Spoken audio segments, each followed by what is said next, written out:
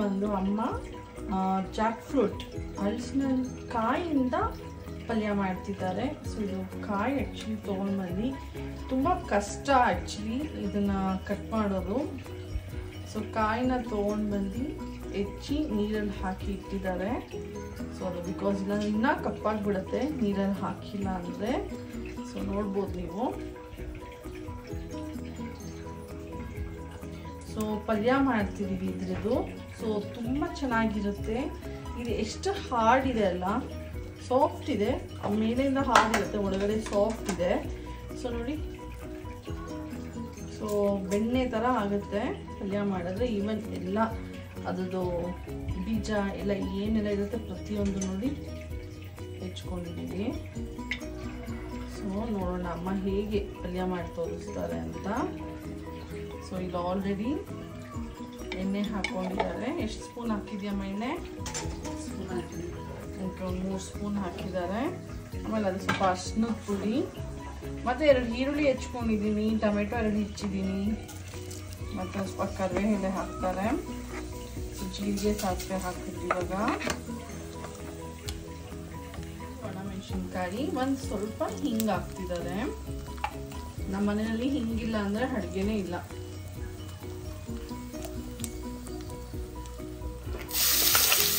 ಈರುಳ್ಳಿ ಹಾಕ್ಬೇಕು ಇವಾಗ.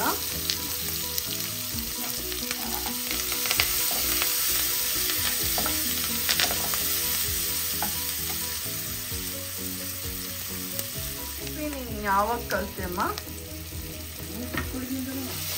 ಸೊ 2 ಟೊಮೆಟೊ ಇಟ್ಕೊಂಡಿದ್ದೆ. ಸೊ ಟೊಮೆಟೊ ಹಾಕಿದ್ರು.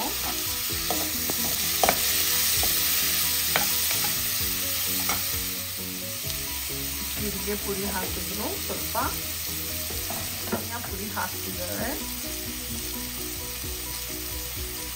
ಸ್ವಲ್ಪ ಗರಂ ಮಸಾಲ,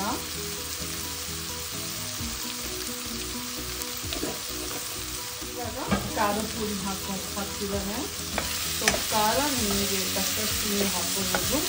ನಾವು ಸ್ವಲ್ಪ ಕಮ್ಮಿ ಪ್ರಿಫರ್ ಮಾಡ್ತೀವಿ.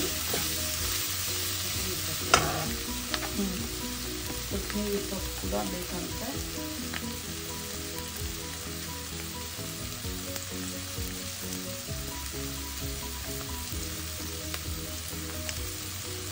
ಸೊ ಮತ್ತು ಇವಾಗ ಅಮ್ಮ ಇದನ್ನ ಒಂದು 2 ಮಿನಿಟ್ಸ್ ಕುಕ್ ಮಾಡ್ಕೊತಾರೆ. ಉಪ್ಪು ಕೂಡ ಹಾಕ್ಕೊತಾರೆ ಲಾಸ್ಟಲ್ಲಿ. ಸೊ ಇದು ಎಷ್ಟೊತ್ತು ತೊಗೊಳತ್ತಮ್ಮ ಆ್ಯಕ್ಚುಲಿ ಜಾಕ್ ಫ್ರೂಟು ಕುಕ್ ಆಗೋದಕ್ಕೆ? ಬೇಗನೆ ಆಗುತ್ತೆ.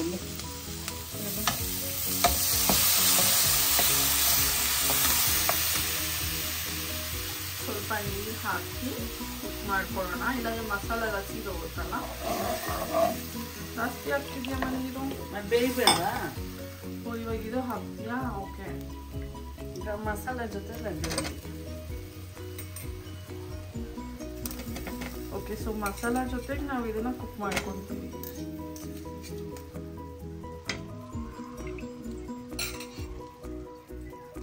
ಇದು ಹುಳಿ ಮಾಡಿದ್ರೆ ಚೆನ್ನಾಗಿರುತ್ತೆ.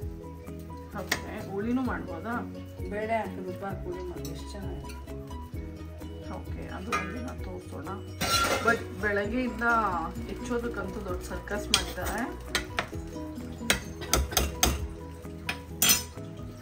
ಮುಚ್ಚಿದ್ದಾರೆ ಬೇಯ್ಲಿ ಅಂತ. ಅಷ್ಟೊತ್ತಿಗೆ ನಾನು ಕೂಡ ಅಮ್ಮನಿಗೆ ಕೊತ್ತಂಬರಿ ಸೊಪ್ಪನ್ನ ರೆಡಿ ಮಾಡ್ಕೊಡ್ತೀನಿ. ಸೊ ಪಲ್ಯ ರೆಡಿ ಆಗಿದೆ. ಕೊತ್ತಂಬರಿ ಕೂಡ ಹಾಕಿದ್ದಾರೆ, ಉಪ್ಪು ಕೂಡ ಹಾಕಿದ್ದಾರೆ ಅಮ್ಮ. ತುಂಬ ಈಸಿ ರೆಸಿಪಿ, ತುಂಬ ಹೆಲ್ತಿಯಾಗಿ ಟೇಸ್ಟಿಯಾಗಿರುತ್ತೆ, ಡಿಫ್ರೆಂಟ್ ಆಗಿರುತ್ತೆ. ಟ್ರೈ ಮಾಡಿ. ಸಪೋಸ್ ಇವಾಗ ಅದು ತುಂಬ ಎಳೆದಿದ್ರೆ ಬೇಗ ಲೈಕ್ 15-20 ಮಿನಿಟ್ಸಲ್ಲಿ ಕುಕ್ ಆಗುತ್ತೆ.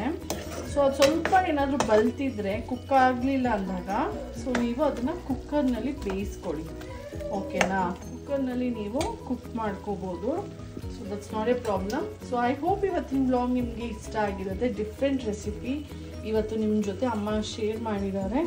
ಥ್ಯಾಂಕ್ ಯು ಅಮ್ಮ, ಈ ವಂಡರ್ಫುಲ್ ರೆಸಿಪಿನ ಶೇರ್ ಮಾಡಿದ್ದಕ್ಕೆ. ಇದು ತುಂಬ ಚೆನ್ನಾಗಿರುತ್ತೆ, ಬೆಣ್ಣೆ ಥರ ಇರುತ್ತೆ, ತಿನ್ನೋದಕ್ಕೂ ಕೂಡ ಮಕ್ಕಳಿಗೂ ಕೂಡ ತುಂಬ ಇಷ್ಟ ಆಗುತ್ತೆ. ಟ್ರೈ ಮಾಡಿ ಮತ್ತು ಲೈಕ್ ಆ್ಯಂಡ್ ಶೇರ್ ಮಾಡಿ. ಎಲ್ಲ ನನ್ನ ಚಾನಲ್ ಫಸ್ಟ್ ಟೈಮ್ ನೋಡ್ತೀರಾ ಸಬ್ಸ್ಕ್ರೈಬ್ ಮಾಡ್ಕೊಳ್ಳಿ. Thank you so much for watching this vlog. See you in next vlog.